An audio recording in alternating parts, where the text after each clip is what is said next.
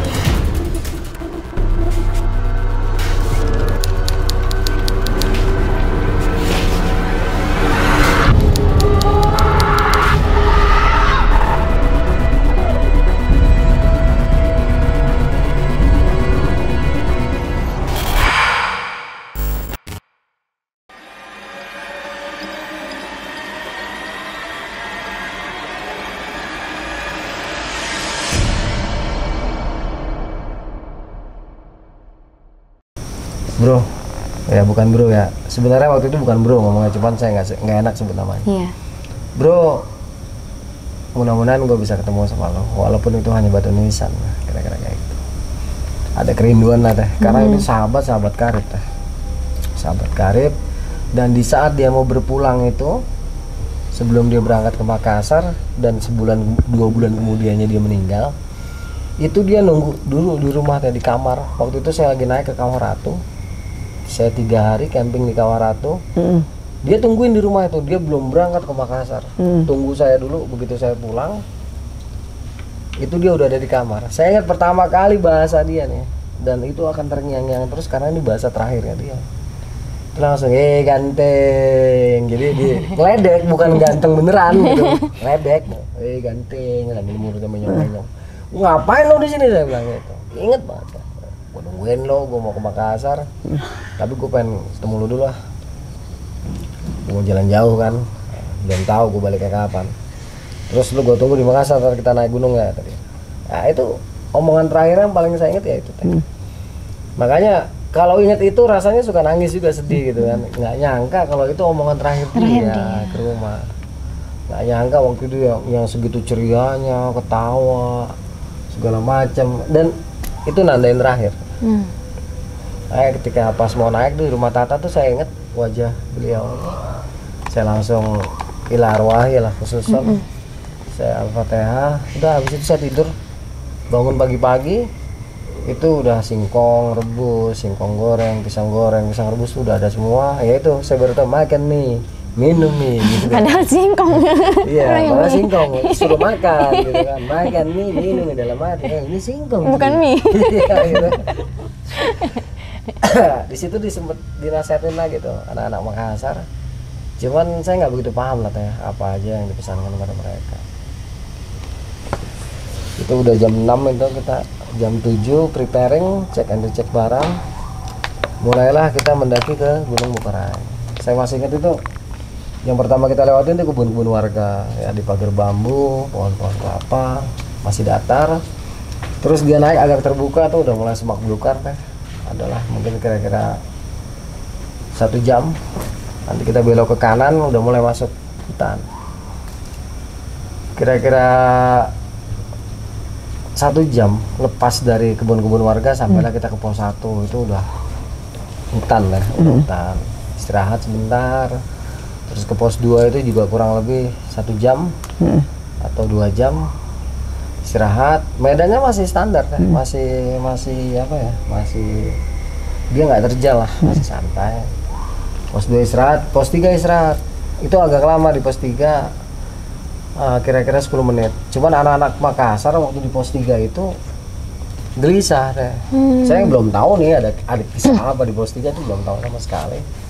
Cuman di sini saya merasakan gini, ini kok beda gitu kan. Pos 1, pos 2 sama hutannya. Tetapi energi yang ada di situ beda gitu kan. Cuman waktu itu saya cuma ngebatin, ini ada apaan sih, ini kok beda ya. Terus saya tanya, habis ini berapa? Pos 4, di situ mata air, Mas Santo. Nanya. Nanti kita di situ masak air dulu. Oke lah. Udah Mas Santo jangan lama-lama di sini katanya. Padahal kita hawanya kan enak tadi di tempat itu, hawanya tuh enak, buat duduk enak, buat bengong enak, buat menghayal enak, pokoknya enak lah ngapa-ngapain tuh. Cuman anak-anak Makassar gelisah. Akhirnya udah ya ikutin lah mereka tuan rumah. Iya, otomatis ya. Jalan, cuman di hati kecil saya ngeliat ke satu pohon di sebelah kiri, nggak tahu tuh masih ada atau enggak pohonnya. Ini kok pohon beda gitu. Cuman nggak ada apa-apa. Cuman di hati kecil mengatakan ada sesuatu, tapi entah apa. Tetapi itu berhubungan dengan wanita. Oh, Berhubungan dengan wanita. Saya belum bisa lihat, belum bisa dari hati maupun dari belum bisa kelihatan. Cuman firasat mengatakan ini berhubungan dengan wanita. Gitu. Udah jalan sampai ke pos 4. Di pos 4 itu kita istirahat dulu teh, istirahat. Masak mie, makan, terus minum kopi. Adalah 1 jam, itu udah sekitar jam 12. Sekitar jam 12 baru kita selepas azan zuhur tuh mulai meninggalkan pos 4 menuju pos 5. Dan di sini medan udah terbuka teh. Medan udah terbuka banget. Saya melihatnya justru tempat ini nggak ada serem-seremnya teh. Tetapi justru lah di sinilah tempat dimana anak-anak Makassar itu makin nggak tenang lagi. Gitu. Makin gelisah lagi. Makin gelisah. Saya belum tahu ada cerita apa. Cuman di sini jalur parah berbatu, nanjaknya parah, terbuka. Itu sedikit cepet. Saya bilang kalau emang lo mau buru-buru nggak apa-apa. Yang penting tinggalin marka aja. Saya bilang kayak gitu. Gua nggak bisa jalan kayak lo. Waktu itu tahun 2005 saya udah umur berapa? 27, 28 ya. 27 lah. 27 ya 28. Jadi saya nggak bisa ngikutin mereka kan, cepet. Akhirnya saya ditinggal tuh sendirian. Karena mereka juga tahu kan saya udah cukup senior ya. kirain cukup umur. Nah di sini nih teh, tiba-tiba kabut. Kan saya udah pisah tuh sama mereka. Itu kabut tebel banget. Nggak boleh naik katanya kalau udah kabut ya. Ya cuman mereka kan udah jauh di depan saya. Mungkin mereka nggak ngalamin deh, makanya jalan terus. Kabut tebel itu nggak ada lah 5 menit. Di depan saya tuh kayak ada yang melangkah gitu, pendaki. Saya pikir ini ada yang nyusul saya gitu kan. Saya liatin orang. Dan saya memang waktu itu nggak berpikir aneh. Apa yang nggak ada. Walaupun di hati itu merinding, kalau emang dia kelihatan wujudnya orang ya saya bilang orang gitu. Positif aja ya. Merinding. Positif. Merinding sih merinding deh. Karena kabutnya aneh, orang matahari terik kok kabutnya gelap gitu. Waduh. Kayak limun itu. Di depan itu kelihatan, sampai di satu titik dia menghilang, kabutnya kebuka lagi tuh teh. Saya lihat, wah nggak ada. Kan saya nengok ke belakang, kayaknya ada di belakang gitu, tapi nggak kelihatan kan. Saya bilang ya nggak kelihatan, ya udah bodo amat. Nah, terus itu nggak tahu berapa jam lah teh, pos 6 masih itu parah itu jalurnya, terus sampai kita nanti ke pos 7 itu masih terbuka teh, berbatu. Anak-anak udah nunggu di situ. Wah Mas Santo udah jam 2 tuh, waktu itu udah kurang lebih jam 2. Jam 2 atau setengah 3 kita istirahat agak lama. Kita pakai jalur baru Mas Santo, nggak pakai jalur lama karena jalur lamanya tuh udah runtuh. Udah runtuh. Karena medannya berbatuan gitu ya. Berbatuan. Udah setelah istirahat, udah di sini kita rapat jangan bisa pisah katanya. Ya gua nurut aja, namanya tamu. Iya. Kita jalan bareng, turun teh ke bawah. Turun nih kita turun ada sejam turun. Itu becek jalanannya. Sampai kita ketemu kali, naik ke atas. Saya ingat itu menjelang maghrib atau enggak, sekitar jam 5 lah. Sekitar jam 5 tuh baru sampai kita ke pos 8. Itu sepanjang perjalanan lewat hutan yang di bawah tadi itu mulai merinding deh. Hmm. Merinding dan saya mulai merasa ada sesuatu, tapi entah apa. Di sudut mata ini Di selalu ekor mata, menangkap, ya. ya, selalu menangkap Sosok. bayangan. Tapi kalau kita pastikan nggak pernah ada. Lagi-lagi saya merasa ini wanita. Gitu. Ini wanita, cewek. Cewek mulu perasaan dari kapal gitu. Soalnya di kapal enak, setannya hangat gitu kan. Yang ini dingin ya hawanya. Yang ini bikin merinding ya kan, merindingnya beda ya. Terus sampai kita ke pos 8 langsung anak-anak buru-buru bikin tenda teh. Buru-buru bikin tenda, ambil air, masak. Masuk maghrib, masuk semua ke tenda. Nggak ada yang berani keluar. Oh. Nggak ada satupun yang berani keluar. Nah selama di dalam tenda ini karena nggak ada yang keluar, kan kita banyak merenung ya, capek. Kebetulan saya waktu itu belum bisa tidur. Sementara teman-teman dari Makassar ini begitu udah dalam tenda terus rebahan masuk sleeping bag Langsung. udahlah kedengeran. Wah, ada rame. Udah berirama ya. Saya waktu itu belum bisa karena saya kepikiran apa tadi yang ngikutin gue cewek gitu. Terus sempet tidur sejam, saya bangun. Bangun saya kepikiran teman saya tuh teh. Saya kepikiran teman saya. Saya langsung bilang sama dia, saya nggak bisa sebut namanya, sebutnya bro, sorry bro. Mudah-mudahan gue bisa deh ke makam lo. Saya ngomong sendiri teh. Gue kangen bro, malah sumpah gue kangen banget sama lo. Kalau gue nggak bisa lihat lo, gue paling nggak bisa lihat Makam. nisan lo gitu, makam gitu. Kebayang lah waktu kita naik Gunung Salak berdua, kita diikutin macan hitam, dan tiba-tiba kita bisa nyebrangin sungai banjir tanpa terasa. Terbayang lah di saat kita berdua lagi dilantik, ya dikeprokin sama senior pakai senter, pakai nesting. Terbayang kita lagi bolos, terbayang kita lagi mabuk sama-sama. Pokoknya kebayang tuh tiba-tiba saya kayak Memorinya masa lalu. Memori. iya. Flashback masa lalu di masa-masa SMA itu, di mana kita ya kadang pukul-pukulan juga teh kalau lagi nggak sadar gitu kan. Ntar kalau udah sadar bego lu, tonjok-tonjokan gitu kan. Flashback, nggak tahu berapa lama. Tiba-tiba di depan tenda itu saya ngerasa ada yang duduk. Dan itu gelap gulita ya, tetapi terang seperti ada cahaya gitu. Saya sampai kok terang ya? Terus di depan kayak ada yang duduk dan sosoknya saya kenal deh. Siapa itu? Pokoknya sosoknya saya kenal. Bukan kenal namanya orangnya, bentuknya gitu. Saya zikiran dulu deh. Assalamualaikum ila arwahi khususan sahabatku Mr. Bro. Ya, terus akhirnya selamat. Itu nggak hilang juga ya. Saya bilang, lu bro, lu bro. Nggak nyawa, tapi hati kecil iya gitu. Jadi saya ngomong lu bro di sini iya gitu. Oh lu buka pintu tenda, saya keluar, nggak ada teh, nggak ada. Cek, saya tutup lagi karena takut kedinginan yang di dalam. Saya tutup, saya perhatiin ke depan. Hati kecil bener-bener yakin ada dia. Nah ini terlepas dari yang namanya korin, yang terlepas yang namanya, kalau arwah tuh nggak mungkin ya. Iya. Apakah penjelmaan atau apalah. Pokoknya hati kecil mengatakan itu dia. Diam, duduk saya. Ini tenda saya belakang. Begitu saya nengok, dia udah duduk. Waduh, Duduk depan tenda. Saya sampai, yang temen itu.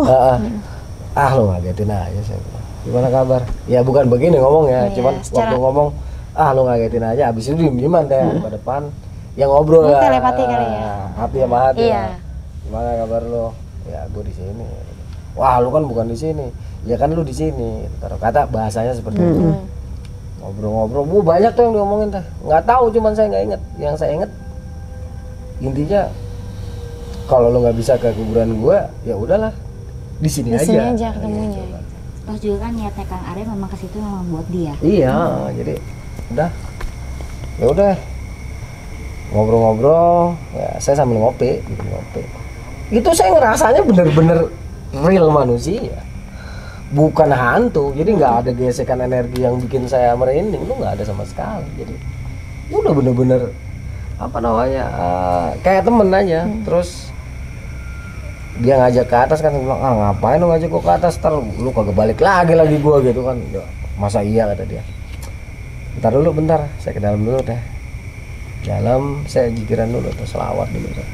Nggak tahu berapa jam, nggak tahu berapa menit lah. Selesai selawatan, saya keluar lagi. Itu begitu saya keluar, posisi saya tuh udah kayak udah jalan gitu. Saya dengan sendirinya jalan sampai ke pos 10, sampai ke puncak Bokarayeng. Wow. Padahal itu malam-malam. Dia puncak, nih puncak kata dia. Ya nggak ngomong begini enggak. Wah gitu, pokoknya ngerti lah. Udah gitu. ngerti tuh. Siap. Di puncak nih pos 10, besok lu lewat sini. Lu hindarin tempat itu, lu hindarin tempat itu gitu. Di situ ada satu area di mana saya ngeliat ada orang tapa. Laki-laki, tapi ya mungkin bukan dari bangsa manusia. Kenapa Bang ya? Ya jadi dikasih tahu sama teman saya, jangan deketin tempat itu gitu. Karena ada orang lagi tapa itu tadi teh, tapi bukan manusia, Oke. dari bangsa lain gitu. Jadi dikasih tahu, dia pun pamit tuh sama orang itu, dia pamit. Orang itu sih nggak gubris, cuman dia pakai bahasa Makassar, ngomong apa, akhirnya kita lewat. Setelah itu semua saya dikasih tahu, tuh jangan ke situ, ada satu tempat sebelum puncak sebelah kanan. Balik lagi saya ke tenda, udah langsung dia ngeliatin saya tuh. Sebelum saya masuk ke dalam tenda, dia ngeliatin dulu lama, terus langsung Perpisahan. Ya tuh. langsung begini, terus hilang. Langsung saya diri, saya bilang, ngomong ya, waktu itu di hati saya bilang, alhamdulillah bro, gua nggak tahu lu siapa, gua nggak tahu apakah lu betul temen gua atau bukan. Yang jelas, gua merasa terwakili dengan kehadiran lu. Masuk ke dalam, saya ingat itu tadinya kan kayak ada suara kodok, suara hewan-hewan rimba lah. Saya masih belum bisa tidur tuh, entah kenapa saya tuh saat itu benar-benar nggak bisa tidur. Adalah mungkin saya rebahan gitu, nggak tahu ya, sejam kan. Lagi-lagi terang tuh teh. Terus Ya, di betul. atas itu kayak ada yang set. Kayak ada yang terbang gitu. Ya, kayak. Padahal kan dalam tenda harusnya nggak Iya. kelihatan. Iya. Ini jelas kelihatan. Set. Saya bilang, aduh ada lagi, saya bilang kayak gitu kan. Saya nggak mau tahu tuh teh. Saya coba pejamkan mata, tidur akhirnya teh. Nyenyak.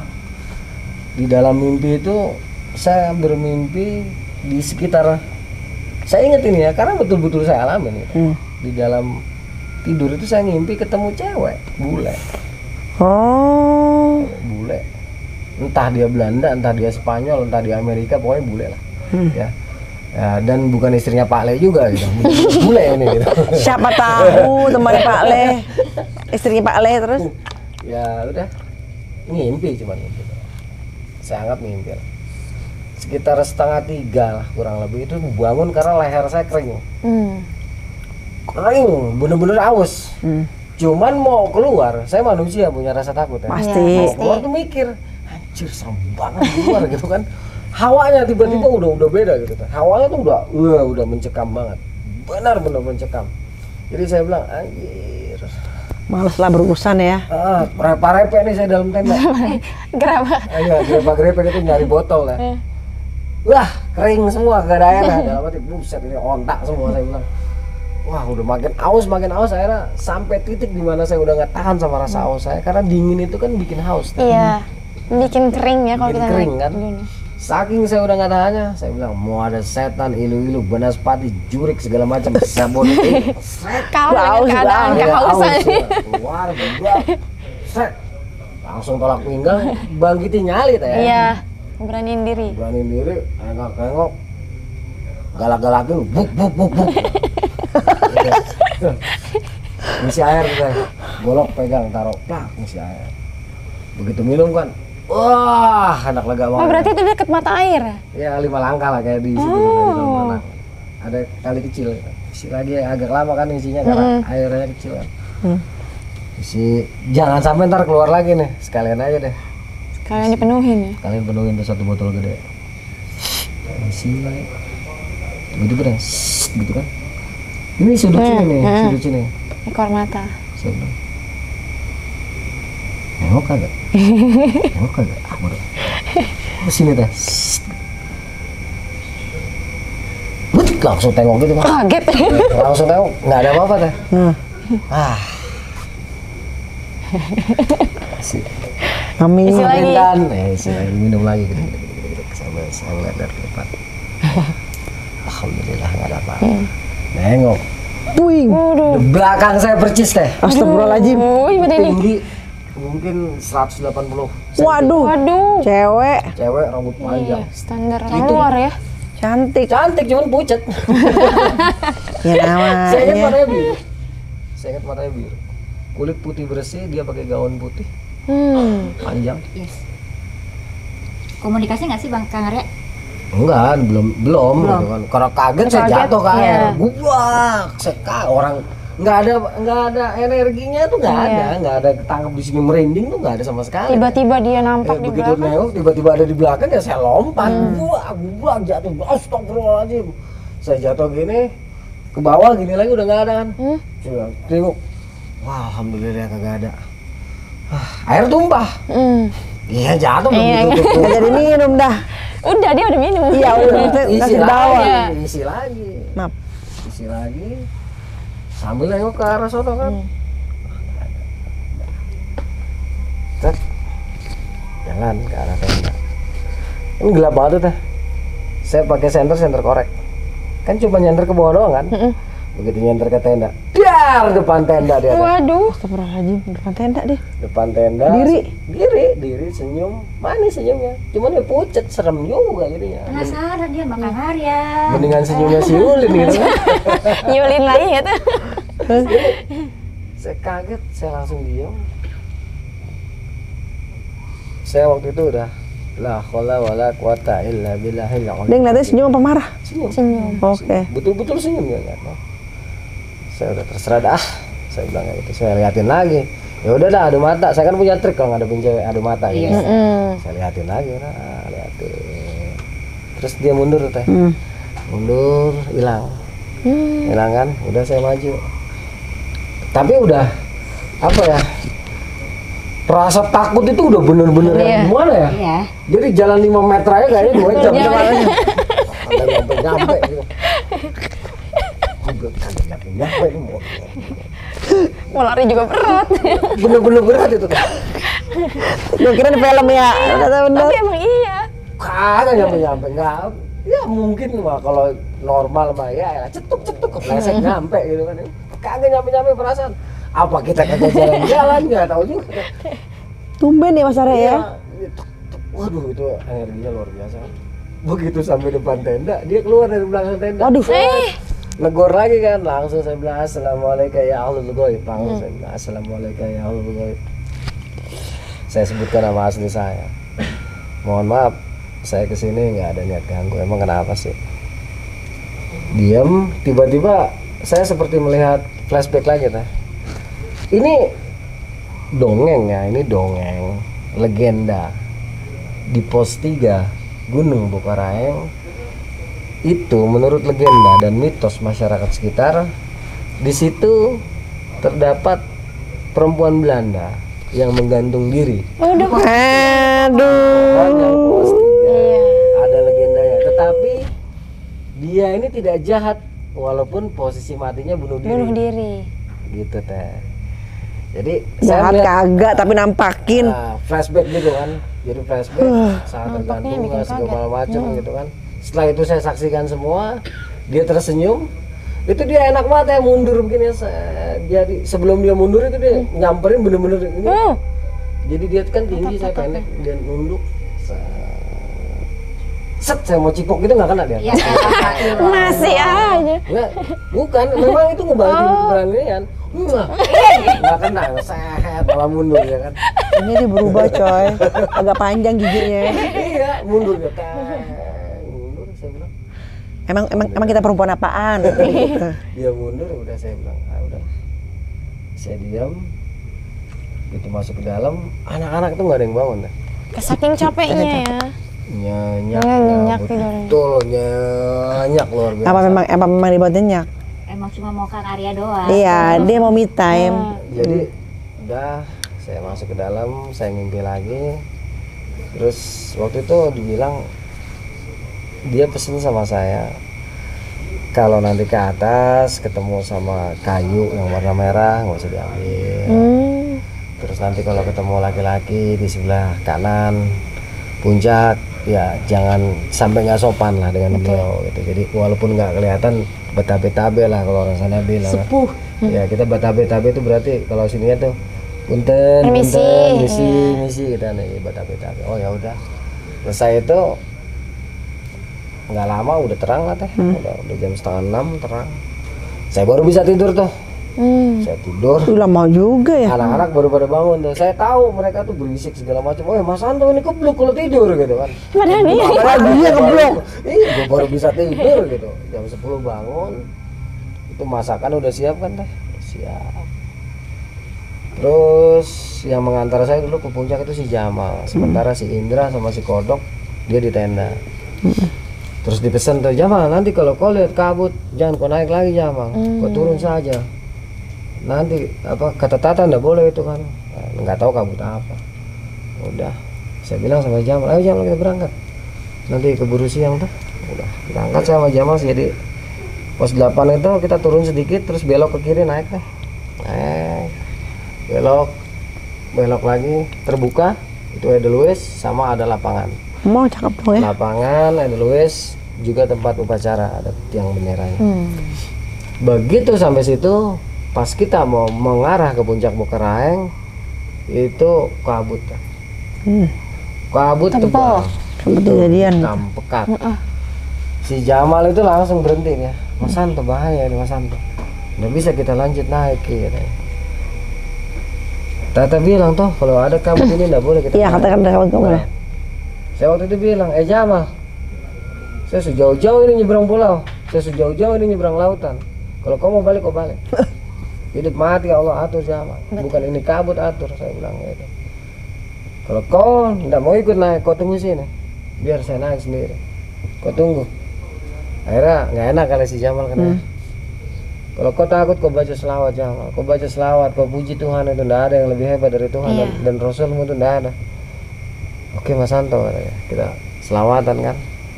Itu kabut nggak hilang, nggak. tetap tebal kabutnya. Tetap tebal, terus Halimun. kita terobos sampai kita ke puncak. Sampai puncak pun kabut. Langsung ke Jamal buru-buru. Kok cepet-cepet Jamal foto 2 ya, 3 kali jepret kali ya. Langsung Jamal itu agak ketakutan ngomong, Mas Santo cepat turun. Oke Jamal kita turun. Pas turun itu saya ngelihat di arah jalan yang ketutup kabut itu ada teman saya teh. Yang tadi itu. Ya, teman saya sekolah itu kan saya lihat. Saya langsung berarti saya ngarah ke dia kan. Begitu kita samperin bener. Nah begitu saya nengok ke belakang, saya ketemu pohon warna merah. Saya ingat pesen si Noni Belanda tadi kan, si jangan bule diambil. tadi jangan diambil. Itu pohon menarik banget ya, daunnya merah, batangnya merah. Cakep ya. Pokoknya menyala kayak batu lah, kayak batu cincin. Cakep banget, cuman saya nggak mau ambil waktu itu, ingat pesen. Dan ternyata di situ yang nggak tahu nih ya, apakah yang saya lihat itu pernah dilihat sama orang, apakah ini pohon bener atau pohon gaib, saya nggak ngerti. Yang jelas waktu itu kalau saya turun ada sebelah kiri teh. Nah nggak jauh dari situ adalah laki-laki bertapa itu, dia pakai ikat kepala yang tongkat, nggak tua, nggak umur sesaya lah 40 tahunan gitu. Saya lihat, saya langsung bata-bata kan, saya langsung salam sama dia, assalamualaikum ya Allah gaib, saya kirimkan al-fatihah, terus saya langsung mengarah ke teman saya tuh. Terang tuh teh, terang, tapi teman saya ini si Jamal udah ketakutan. Mas Santo cepat Mas Santo gitu. Udah kita lari sampai ke pos, ternyata di pos itu juga kabut ya, dikelilingin kabut.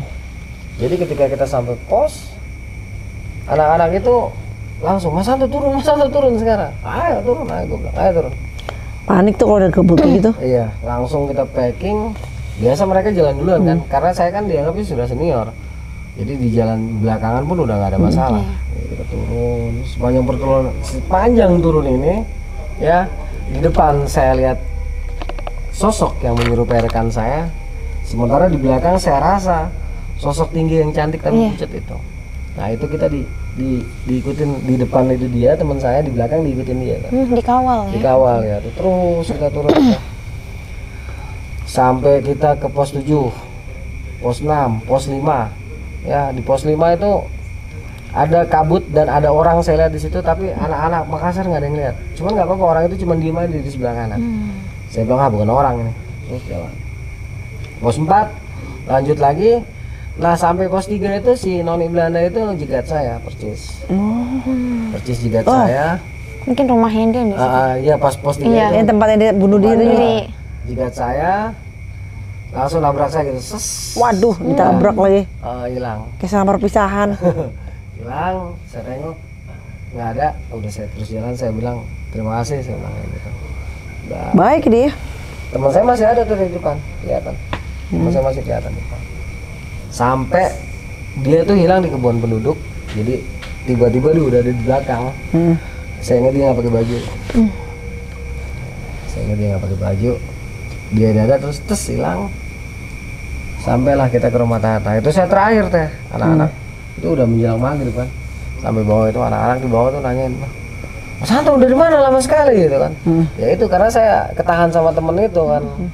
Pikiran saya cuma begini doang, nggak tahu hampir sejam itu teh. Ya Allah panjang banget. Iya nggak ngerti, rasanya cepet banget. Rupanya tapi kan saya berhenti nengok belakang begini-begini. Itu sejam nggak taunya. Di alam nyata.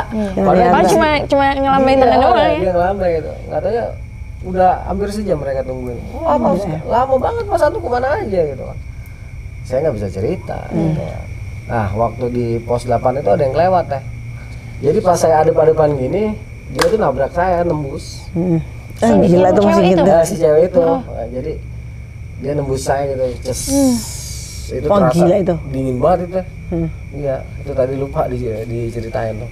Itu nembus itu. Ces. Aduh, ngeri banget tuh. Sebelum dia pamit, baru nanti di depan saya lagi baru dia mundur. Wah itu benar-benar luar biasa. Dingin rasanya kan? Dingin banget ya kayak di dalam kayak masuk apa RS. Jadi Aku perhatiin pernah gitu. waktu kemarin di Rinjani tuh kayak gitu. Iya ditembus. Sok nenek-nenek. Kayak dicipratin. Begitu sampai rumah Tata, cerita saya kalau di atas itu saya mimpi, cuma saya bilangnya mimpi. Saya Perempuan. mimpi ketemu perempuan cantik. Wow, ketawa-tawa malah itu Tata. Beruntung katanya. Di sini itu disebutnya Dewi Bukaraeng kan. Disebut Banyak yang mau Dewi. ketemu Dewi Bukaraeng tapi nggak ada yang ketemu. Kamu malah orang Jawa ini malah dapat. Masya Allah, alhamdulillah dong. Iya. Malah kayak noni Belanda ya. Iya. Dewi. Disebutnya Dewi. Mungkin penyebut penghormatan lah gitu kan. Karena orang itu menurut mitos waktu hidupnya juga walaupun Belanda tapi baik sama pribumi gitu. Dan entah penyebabnya apa ya dia menurut mitos bunuh diri di situ. Jadi saya dibilang tuh beruntung. Terus kayu merah itu nggak dijelasin apa, nggak dijelasin apa sama si Tata waktu itu. Kita nginep semalam lagi di situ, baru besok kita pulang ke Makassar. Saya 3 hari lagi, baru saya pulang ke Jawa. Aku mau nanya dikit nih Kang Arya. Pas yang Kang Arya bilang di pos 8 ya, yang Kang Arya bilang serasa ditembus. Nah, itu Kang Arya ngerasa pas ditembus itu ngerasa dia lagi melindungi Kang Arya nggak sih? Karena di saat itu posisinya kabut yang tebal, terus dingin yang pekat gitu. Atau ada something makhluk apa yang mencoba mendekati Kang Arya, dia coba memprotek Kang Arya dengan seluk gitu. Kurang tahu juga ya. Yang jelas hawanya itu nggak bertentangan gitu. Tapi kalau misalnya makhluk-makhluk lain ya banyak deh, cuman saya waktu itu nggak peka dengan yang lain, hanya perasaan itu nggak ada yang enak lah dilihatnya gitu. Perasaan tuh. Jadi ketika ketemu sama dia tuh jadi enak gitu, just adem banget. Dari naik ya, dari pos 3, naik pos 3 sampai ke atas tuh kan dikawal terus sama dia di belakang kan. Naik sampai turun lagi, dia tetap di belakang. Ada di suatu tempat kayak dia tuh lagi nge-cover gitu loh, coba ngelindungi gitu, tapi dengan caranya dia gitu loh. Mungkin juga sih. Ya gitu. Karena nyaman gitu. Ya, Kalau gitu. nggak nyaman kan saya udah marah-marah. Iya, Udah, iya, udah, gitu. udah, Makanya nggak ada saya- gesekan. nggak ada Ya, gesekan. gitu. Maksudnya kayaknya pas nggak ada tujuan buat nyakitin Kang Arya, tapi dia malah tujuan untuk yang Melindungi. nge-cover gitu, melindungi gitu. Mungkin karena berselawat terus, nggak Betul. boleh putus-putus teh, itu aja. Mungkin sih kayaknya gitu ya. Iya. Karena memang setahu saya dalam pengalaman saya, ya nggak sekali ya ketemu makhluk-makhluk kayak gitu. Kalau dia hawanya nggak enak, ya pasti kita juga nggak enak, marah. Masih ada bawaannya. interaksi, ada reaksi. Cuman karena ini nggak menimbulkan reaksi saya tuh untuk apa ya, marah ya, saya cuek aja gitu ya, walaupun ada rasa takut. Dan sewaktu saya menceritakan ini sama putra saya, di rumah itu anak saya sampai ketakutan deh. Karena begitu ngomongin dia ini pohon mangga sekarang udah ditebang itu sampai getar kenceng banget pada rontok daunnya. Gila. Dan si Ari mengatakan, ya di belakang ya di atas. Iya. Waktu Jadi hadir ya. hadir terus ceritain ya. waktu itu sama si Ari itu. Karena saya nyeritainnya waktu itu mungkin pas harinya atau apalah nggak ngerti juga. Jadi begitu sama Ari itu betul-betul dia ada. Saya pernah cerita itu sama Ari untuk channel saya sendiri teh. Ya itulah ceritanya kira-kira kayak gitu. Ya dibilang serem sih enggak sih, biasa aja sih. Dan Waktu itu saya ngerasa takut. jadi dari sedikit ceritanya Kang Arya yang tadi ketemu almarhum temennya itu Maya juga ngalamin. Jadi Maya pernah mendaki bareng, terus almarhum juga meninggal di saat turun dari gunung itu. Pas Maya balik ke gunung itu lagi, ya ketemu entah sama sih kayak Kang Arya bilang itu korin atau jin atau apa. Tapi benar-benar menyerupai sosoknya kayak sebagai manusia lagi. Betul, sama persis sama teman kita. Ya. Cuman ya kita selalu berhusnuzon. Ya, betul. Apapun dia terserah lah. Iya. Yang penting bisa membayar kerinduan. Betul, kan. dan ini juga kayak gimana ya, terasa kayak benar-benar mengobati kangen kita ya, Iya, betul gitu. lah, kangen kita. Selebihnya mau kalau roh itu nggak mungkin. Betul. Karena roh itu sudah kembali. Sudah kepada kembali pemiliknya. ke entah pencipta. apa energinya dia. Iya. Mungkin itu kalau saya kan energi itu kan sifatnya kekal. Hukum itu kekekalan energi. Ya, bisa aja energinya dia gitu kan. Yang diizinkan Allah untuk energi kehidupan dia dulu. Iya. Yang berjumpa dengan kita. Tapi Jadi bukan roh. residualnya Nah, ya. Residual. betul. Residual energinya. Energinya. Ya kira-kira kayak gitu. Serem juga itu kayak gitu, sampai ditabrak. Tapi bagusnya didampingin ya. Karena mungkin Iya, sama-sama iya. positif auranya. Dewi Bokaraeng sebutannya tuh. Dewi Bokaraeng ya. Oh jadi ada ternyata beliau itu ya di sana juga ya. Iya menurut Tapi orang-orang sana ya. tapi kayak nona Belanda ya lucunya ya. Maksudnya nggak berperawakan apa kayak Indonesia gitu. Betul, kalau Belanda mata biru. Cantik banget. Sayang kulitnya pucet ya kalau Itu nggak kalau pucet. sebagai manusia Bawa pulang. usia kira-kira berapa tuh Kang Arya? Hah? Sebagai manusia nih misalnya, sepenglihatan Kang Arya, dia tuh usianya kira-kira berapa? 20 atau 19 tahun. Wah, muda itu. Lu masih seger bener. Udah itu. Kremes-kremes. Aneh mau ditanyain? Itu udah cukup serem. Alia mau ditanyain? Ini udah jam berapa ya? Kita lihat jam. Kita lihat. Jam berapa ya? Jam 2:12 malam. Ya. Biar sahabat tahu nih, kita bukan jam 8 malam, bukan jam 7 malam, jam 2 pagi lewat 12. Coba, kita masih podcast terus, tapi alhamdulillah Mas Arya mau nih ngelayanin 3 cewek wanita ini. 3 cewek wanita deh tuh kan. Untuk cerita berbagi kisah di daerah Sulawesi ya Mas Arya ya. Sulawesi Selatan. Sulawesi Selatan. Kemarin kan kita mainnya di Jawa terus, sekarang Sulawesi Selatan. Ternyata ceritanya nggak jauh juga, serem banget malah menurut saya. Tapi banyak ada pesan-pesan moralnya juga bagus juga ya. Kamu dong, ada yang mau coba? Kalau aku gini Kang Arya, kan aku juga salah satu orang yang kecanduan naik gunung gitu kan. Nah, Canduan. karena sekali naik tuh kayak Nikmat ya. iya kayak punya tantangan tersendiri ya. Ada gitu. kenikmatan. Nah, kalau Maya pribadi itu kan kalau untuk naik gunung agak susah mungkin untuk mengcover mereka-mereka yang gak kasat mata tuh kan, namanya kita bisa melihat dia gitu kan. Itu tuh kadang kalau misalnya aku udah capek gitu kan, kondisi fisik juga udah lemah gitu. Nah dia kan cepet banget tuh masuknya. Betul. Tapi yang Maya alami itu mungkin secara secara ilmiahnya itu bener nggak sih yang Maya alami itu kayak hipotermia atau yang tingkatnya rendah? Hipotermia kan ada ininya, ada persyaratannya untuk terjadi hipotermia. Iya, betul ya. sih. Kalau hipotermia dengan kesurupan itu punya garis merah. Kalau hipotermia cenderung tidak punya daya. Meracau. Betul.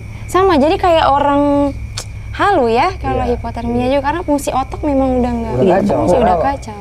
panas tubuh kan udah tidak bisa Tidak ada. bertahan dengan lingkungan sekitar.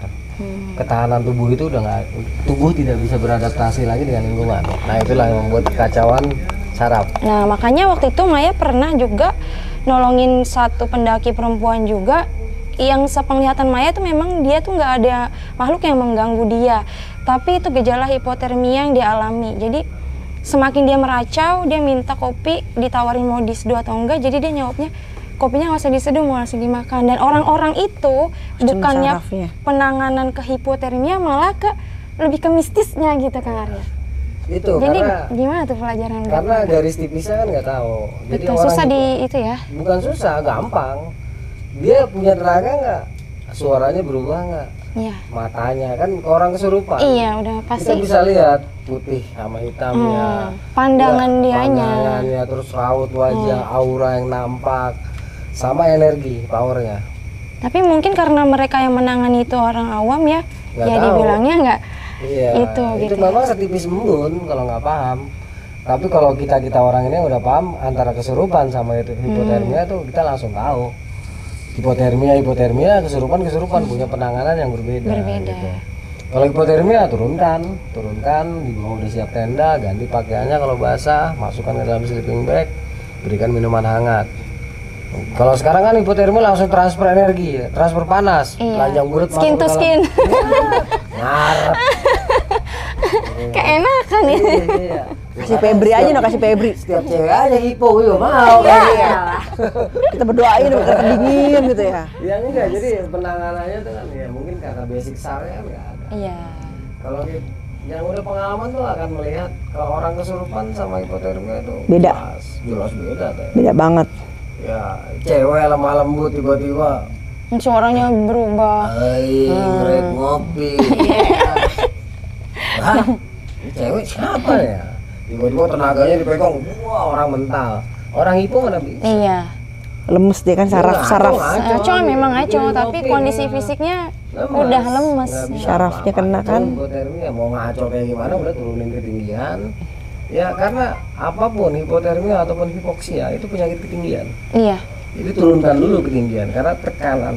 Tekanan darah. Hipotermia karena tubuhnya tidak bisa beradaptasi lagi dengan Dengan lingkungan kondisi. karena perutnya kosong, Kosong. tidak ada karbohidrat yang diproduksi untuk menjadi kalori. Dan Oh, mungkin oke. pakaian juga udah basah keringat, Nah, nggak tambah bisa cepat itu. diganti Nah, itu ya. tambah Itu ya. tambah ya. Kalau baju basah perut kenyang masih aman. Nah, iya. Soalnya kan saya kalau pelantikan itu melantik siswa, itu semuanya basah kuyup teh. Kita Tapi kan tidurin di kondisi air, tapi fisiknya perutnya kan kenyang. kuat, iya. Mungkin kita kenyangin dulu, coklat masuk, roti masuk, nasi masuk, indomie masuk. Kayak kudanil ya. Iya, masukin semua baru tidurin di air. Ya kita nggak khawatir karena kita Jadi tahu. ngubang dia udah nih. Udah tidur di air pagi. Bener-bener tidur di lumpur. Ya kan kayak kudanil. Ngegupak nih. Di situ ya Allah. Ya itu lah pelantikan tuh kayak gitu. Makanya udah tahu. Kira-kira kayak gitu. Oke. Sudah tidak lagi pertanyaan? Nah, sudah. Kalau dari Maya sih udah. Udah Ah, terjawab udah. mungkin. Udah ya. Oke. Karena sudah malam sekali nih, udah jam 2:12. Mas Arya besok mau berangkat ya? Besok malam sih teh. Besok malam mau kemana? Ke Cirebon. Ya doain Mas Arya ya. Biasa ada kegiatan syuting ya untuk Trans 7 ya. Masih di apa? Di Misteri Dunia ya. Terus Misteri Dunia. Misteri Dunia. Jadi tuh silakan kalau yang kangen-kangen sama Mas Arya nih, yang fanatik-fanatik bisa lihat Mas Arya di acara Misteri Dunia. Setiap hari apa Mas? Setiap hari. Setiap hari ya. Setiap hari. Cuman saya nggak selalu hadir. Iya, Mas Arya nanti lagi ke Ciremai, mau ke Ciremai ya? Gunung Ciremai. Gunung Ciremai itu, jadi bisa saksikan Mas Arya. Kapan tampilnya kalau Mas Arya yang Ciremai itu? Kurang tahu juga teh, nanti tergantung mereka sih. Ya udah pokoknya tontonin aja deh, tontonin aja Itu deh aja di Misteri sekali. Dunia ya. Tiap hari gitu ya di Trans 7 dan jangan lupa pantengin kita juga Betul. di Feni Ramasutedi. Maya True Story. Spiritual Journey. Oke. Kita tutup malam ini. Mohon maaf kalau ada salah kata. Salam sehat selalu. Semoga selalu dalam lindungan Allah Subhanahu wa taala. Sampurasun. Assalamualaikum warahmatullahi wabarakatuh.